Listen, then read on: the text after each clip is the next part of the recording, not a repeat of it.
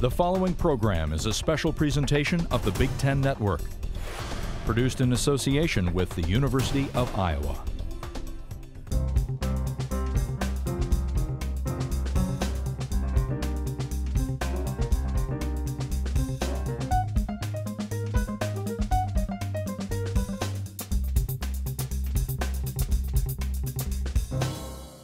Hi, I'm Keisha Lynn. Welcome to Conversations from the Iowa Writers Workshop. With his first novel, Iowa Writers Workshop graduate Stephen Lovely chose to take on the subject of hearts, both literal and figurative. Irreplaceable is a deeply sensitive, sometimes humorous, and ultimately very emotional story of two families struggling to move forward after a terrible tragedy brings them together. Publishers Weekly says that Lovely's delicate handling of loaded material, attention to detail, and depth of character make this book a standout. Stephen Lovely is director of the Iowa Young Writers Studio here in Iowa City. Stephen, nice to meet you. Nice to meet you nice too. To see you. Thanks for having me on the show. Yeah, because we know each other. That's true. This book is about organ donation and organ transplants and how families are affected by it. And I wanted to read the dedication. It said the book is dedicated to the family whose decision to donate their boy's organs inspired this book. Can you talk about that story? Yes. When I got out of the writer's workshop years and years ago, I was kind of at a low point as far as my writing went. I knew I wanted to stay in Iowa City. I knew I wanted to try to keep writing, but I wasn't flying. I was kind of just dropped out of the workshop and landed on the ground and had to earn a living. So I took a job at the University of Iowa Hospitals and Clinics right here in Iowa City, and I was working as a unit clerk, which means basically that I was backing up the nurses and doctors on the pediatric intensive care unit. So the patients were all kids, and I was answering the phone and doing all these administrative tasks. And one night, this boy was admitted to the unit who had been killed in a car accident. So it was this terrible event. He was brain dead, and his parents made the decision to donate his organs, which meant that, among other things, his parents, who could have ordinarily maybe gotten the whole sort of process of that evening over with a little more early and sort of managed to go home and sort of start their grieving or whatever, they were really forced to stick around and see their son, not only through his death, but through this longer process of preparing him to donate his organs. So that boy, I remember that boy very vividly, and I remember the evening very vividly, and I remember being in the background during that whole process. And that's when that night is actually when I sort of came up with the idea for the book and started thinking about all the relationships that might be formed, with this donation. But I ultimately decided to donate the book to him because he and his family, because they inspired it, really. It's interesting. This book is told from multiple points of view, and right. you take Alex, who is the main character, and one thing that I found very interesting, and this is that old adage that we tell our students about: you take your character and you constantly visit trouble upon them. Right. He's trying to move on with his life, and then this other person kind of comes in at an unexpected in an odd way. Let's put it that way. It's really through the mother-in-law. But I just took away from it the sense that he's struggling so hard to keep it together. And I was wondering, was his the first voice that came to you when you wrote this? Definitely. Yeah. Alex was, when I started writing the book, I had this sense of a main character whose wife would be killed and her heart would be transplanted to another woman who lived in a different city. But I had no idea at the beginning that it was going to be told from multiple points of view. So I started writing about Alex, and I think as I went on, I just realized that there were these other relationships, and then there were these other characters. And I think, in typical fashion, I think a lot of writers run into this. They start to realize that these other characters start to sort of speak up and become interesting, and eventually at some point sort of merit a point of view of their own.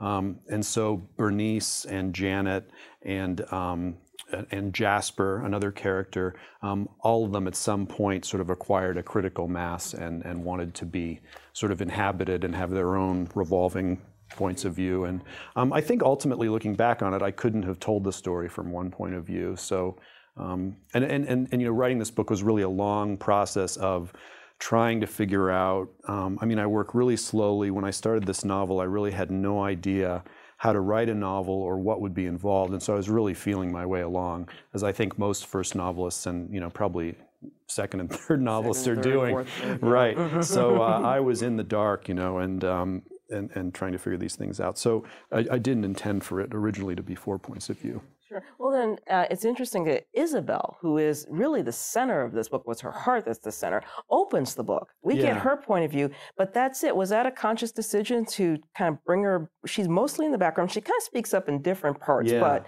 for the most part, they're talking around her. Yeah, she was tough to do because I definitely wanted Isabelle to have a presence in the book and to be a character and to have some kind of weight or substance, because I sort of thought, well, the reader doesn't want to read a whole book about people grieving about this woman without caring in some way about the woman. But it was tricky too, because when I first started when I first did Isabelle through the book, I think I gave her too much presence. And I think I sent the book to Margot Livesey, who was one of my teachers at Iowa in the workshop, and she read it through. And one of the things that bothered her was that she just was kind of turned off by Isabelle. She was like, it's a little sad. There's too much of her. I get tired of her. So I had to kind of pull her back and try to achieve this balance between giving her substance and a presence without sort of hitting the reader over the head with her all the time, to the point where the reader would be like, you know, I don't care if she's dead, you know. Exactly. And in fact, there was a review, I forget which one who reviewed it, but they talk about how this could have been much more melodramatic than it was. And one of the gifts of this novel is that you were able to make these people sympathetic, all of them, including, as it turns out, Jasper. And talk about Jasper. Well, Jasper is the guy who, first of all, one of the things that appealed to me about this book was, you know, when I was working at the hospital and this kid was there donating his organs, and I started to think about all the relationships that would be created by an organ donation. You know, obviously there's the recipient of the heart who's going to maybe have some guilt and be interested in getting in touch with the donor family. And then there's Alex, the husband of the donor, Bernice, the mother of the donor, and those two are both divided about whether they want to have contact with the recipient family. So then that was all sort of interesting. But then when I started to think about, well, there's a guy somewhere out there who was either accidentally or recklessly killed the donor, and you know, in my personal case, it was this kid. Someone had killed him, and in the book, it's this guy named Jasper who accidentally kills Isabelle, or you know, that's a question as to how accidental it is. Right.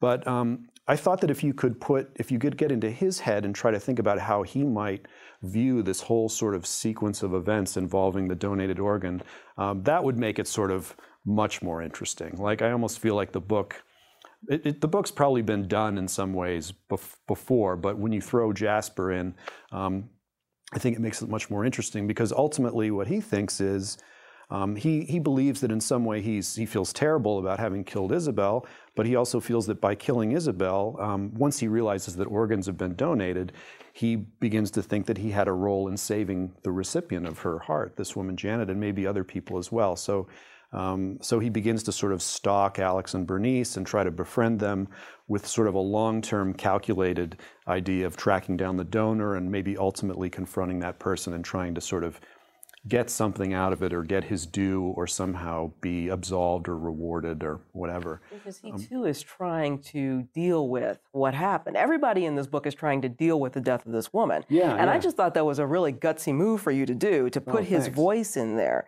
Because I don't know if people would have actually been able to do that. Was he a challenge to write from that perspective? He was the toughest character to write, definitely. And the reason is that at the beginning, I really had this idea that he would be sympathetic and kind of a decent person who, you know, like all of us, we're driving along in our cars. Maybe our attention wanders for a minute. And, you know, we're fortunate in every one of those minutes that we don't hit someone. But I thought, okay, well, here's a guy, maybe he's not so fortunate. His attention wanders for a minute and he kills someone. And then he figures out that organs have been donated, and then he wants to sort of become involved in this or see sort of where it's led. But I began to realize that a decent, sensitive person with a good sense of social boundaries and other people's privacy would never insinuate himself into the lives of the donor family as much as he does. I mean, he's very assertive and relentless and completely inappropriate on many levels. So I had to totally recalibrate him and try to make him much more narcissistic and insensitive, a little sort of heedless of social boundaries, so that he would sort of for my own plot needs, and also just to make the story more interesting, be the kind of person who would insinuate himself and would be relentless and even aggressive, and would track down the donor and try to just insert himself into their lives, basically. Jasper, as crazy as he is, I feel has, he has some points. I mean, he is ultimately kind of responsible for this accident, and the accident is responsible for the donation, which is responsible for saving the recipient's life. So he's not completely off base when he wants sort of some kind of credit. You and I know each other because we're both working with programs involving high school age writers. Right. And I've often said that if I had someone to kind of hold my hand when I was 16 and tell me that it's okay to be a writer, my life might have been completely different. Right. What kinds of things do you see coming out of the studio in terms of like when students are done with it or when they're in the middle of participating? What kinds of experiences do they have? Different kinds. I mean, I think one of the things that's most valuable is, I mean, sometimes I think the best thing about this program, the thing that makes it viable and valuable is it just brings the kids together. So they're all kids they're young, they're in the first sort of blush of love with books, with reading, with writing. Maybe they have a few other kids at their high school who are like that. Maybe they don't. So when these kids all get together, it's like they've discovered the tribe. I mean, they glom onto each other. They just become swept up in this tornado of enthusiasm for all things books. And by the end of the 2 weeks, it's almost impossible to pry them apart and get them to go home. So they meet other writers, which is a great thing. And in this day and age, they can all continue to stay in touch. So they have this, it's possible that you could come to the Iowa Young Writers Studio at the age of 15 and meet another writer who will read your work for the rest of your life, which I think is a great thing to offer a young writer, or maybe they meet a teacher who they'll continue to work with.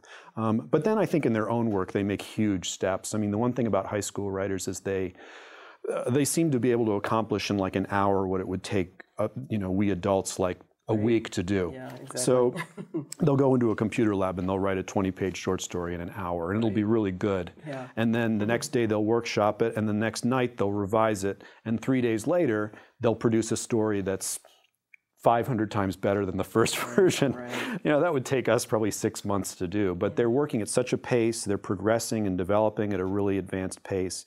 And I think having teachers and guidance, really high quality teachers and workshop graduates is a huge advantage for them. A lot of people don't really understand. I thought people understood what it meant to be in a writer's workshop, but I'm finding that some people are not quite sure what that means. So I want you to talk a little bit about what a workshop entails. This is the case for the high school students in your program, Iowa Young Writers Studio, but also for those of us who have been in the writer's workshop. Right. Well, the standard format for a writer's workshop is you have a teacher, you have 10 or 15 students, and usually it's about 2 hours long.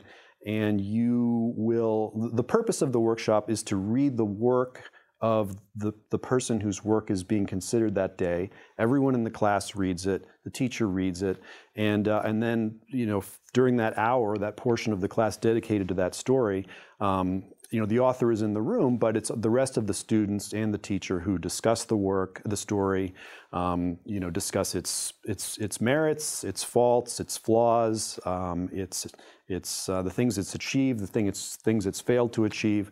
The author is generally quiet and not allowed to speak. And then at the end of that period, usually what also happens is the teacher will sort of sum up, maybe give his or her own sort of particular feelings about the story, and then all of the students will hand a version of the manuscript back to the author with all their comments on it, and often with a lot of line edits. So the author comes away from this workshop with 10 or 15 copies of their story that have been completely worked through, and also all of the comments, the oral comments from the teacher and the other students. And what has to happen to make it work is that the other students in the class, it helps if they are also writers themselves, good writers, good readers, generous readers, and good critics in the sense that they know how to read something and not just rip it down, but sort of talk about what its problems are, and then spend the time and the energy trying to formulate some kind of constructive response, and also write that response for the author. So in my experience, my first workshops were a little difficult and kind of schizophrenic, because I I remember putting up my first story, and I was very nervous about how it would be received. And writing is such a personal thing that when you go into this room where 10 other people have just read your work, it's kind of like, it's like being naked in front of a group of people who all have knives or something, and they're all just waiting to get a piece of you. So I was nervous, and some people really liked the work, and other people had a lot of problems with the work. And I came away feeling a little confused, and ultimately it was my workshop teacher, Deborah Eisenberg, who had to sort of help me sort it out. And I think another thing, if you're an author in a workshop, one of the things you really have to learn how to do is over time kind of learn which people in the workshop are kind of in tune with your objectives or with your sensibility as a writer. I mean, no one's ever you're never going to have a unanimous support for your work, but you can usually find people who understand what you're trying to do, and then you can learn to weight their comments a little more heavily than the people who you may feel or prefer a different kind of fiction or a different they have a different sensibility. When you begin to apply for programs and you hear about the Iowa Writers Workshop, the mystique that comes around it, but once you get here, then you find the work. Can you talk? I know you mentioned Margot Livesey was one of your teachers. Can you talk about one of your seminal experiences while you were a student? Yeah, probably my most seminal experience was right when I got here. I got here, I was really young. I was 23. I was writing. I was a very young writer, I think, both in terms of sort of my artistic maturity and my emotional maturity, like I was a young person. And writing for me was all about language and imagery and sort of pumping out this kind of this thing that I felt inside myself into language. And so I remember I came to Iowa with a story that was very dense and overblown and full of vivid imagery, and I immediately met 3 or 4 older writers who were a year above me, and they all really liked it. They're like, oh, it's so the writing is so vivid, and I think they just thought it was cool that I was writing sort of in a very flamboyant style. So I thought, I'm great, this is great. So I got to workshop, and there was a whole other cadre of people who were saying, wait a minute, it's totally impenetrable, it's unreadable, there's no meaning, the story's not about anything. And yet my friends, the people I really admired, I just met, who all loved it, they were kind of saying, well, no, it's really wonderful. So it took me a little time to sort of figure out which of those groups sort of was right. And the person who helped me do it was really Deborah Eisenberg, who was my first teacher. And I remember my first conference with her, it was about the same story. And I remember I went into this little office and sat down with her. And Deborah is, she's wonderful. And the one thing I remember from back then was the way she handled manuscripts. She would handle she would turn the pages of your manuscript like it was just like some kind of, like it might be toxic or fragile. And either it was because it was so good, it was so perfect, it might be damaged, or it was just so sort of toxic and bad. My goodness. But it was just this really, it was sort of great to watch her handle these pages. And so she was handling mine in this little office, and she didn't talk for a long time. And I thought she was going to just say, Stephen, your language, it's incandescent, and it's wonderful. And what she said was, she just said, look, I don't think we can even, she said, let's start with the first sentence. Let's talk about the first sentence. And then there was this long pause, and she said, I don't even think we can talk about the first sentence. She said, I have no idea what this first sentence is saying. It's impenetrable, it's completely out of control, and you need to go back with this first sentence and rewrite it and try to make it say what you want it to say. And so, I was completely stripped down, and that was probably the best thing that happened to me. And I know people who read that same story were, I think they thought, here's a really young, immature sort of writer who has a lot of energy and sort of language enthusiasm, but basically just needs to go to sleep for 7 or 10 years and grow up, and then he'll be better. I wanted to make sure I got this in about the Iowa Young Writers Studio. Can you talk about that program and what you do for it? Yeah, the Iowa Young Writers Studio is it's a summer residential creative writing program for high school students here at the University of Iowa. Every year, about 400 writers, high school age writers from all over the country apply with writing samples. and we admit them solely on the basis of the writing sample. So the students who end up coming here, we have 2 sessions in the summer, 60 students for each session, and those 120 students are magnificent writers who come from all over the country. They study fiction, poetry, and creative writing with writers who are usually just a little older than themselves, graduates of the Iowa Writers Workshop and of other writing programs at the University of Iowa.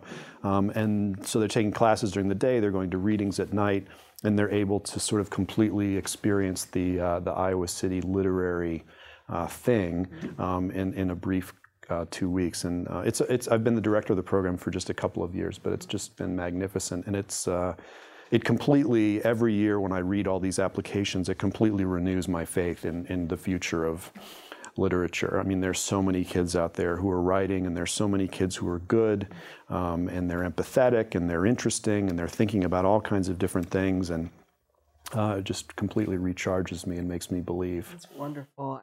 Yeah. Stephen Lovely, it's been great talking to you. Thank you so much. Thank you. Here is Stephen Lovely's first book, Irreplaceable. We look forward to many more from him in the years to come. I'm Keisha Lynn. Thank you for joining us on Conversations from the Iowa Writers Workshop.